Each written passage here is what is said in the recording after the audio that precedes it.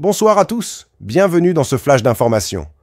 Confirmé M. Vital Kamerhe démissionne avant les votes, l'homme des promesses inachevées.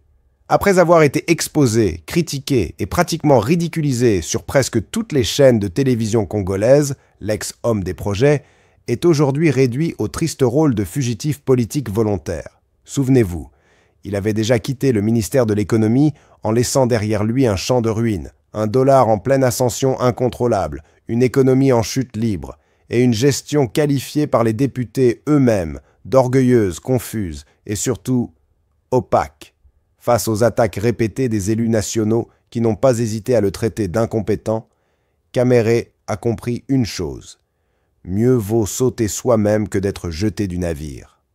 Car, à la différence du PPRD qu'il avait simplement écarté sans trop de bruit, l'Union sacrée, elle, était prête à le lyncher politiquement en place publique. Alors, fidèle à sa réputation de caméléon, il a choisi de se retirer en brandissant le drapeau blanc d'une soi-disant démission volontaire.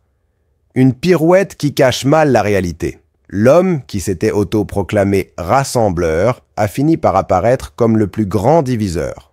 Ironie du sort, Kamerhe n'a pas été renversé par ses adversaires politiques classiques, mais bien par ceux qui étaient censés être ses alliés. Comme quoi, en politique congolaise, on ne meurt jamais de la main de l'ennemi, mais souvent du poignard de son propre camp. Voilà, chers abonnés, encore une preuve que dans l'arène politique congolaise, certains préfèrent fuir avant d'être chassés. Kamerhe, du rassembleur au diviseur, aura au moins réussi un exploit: se démettre avant de se faire démolir. Ironie ou stratégie? À vous de juger. Si vous avez aimé cette analyse, n'oubliez pas de liker, de partager et surtout de vous abonner pour ne rien rater des prochaines chroniques politiques. Parce qu'ici, on ne raconte pas la politique, on la décortique avec une petite touche d'ironie.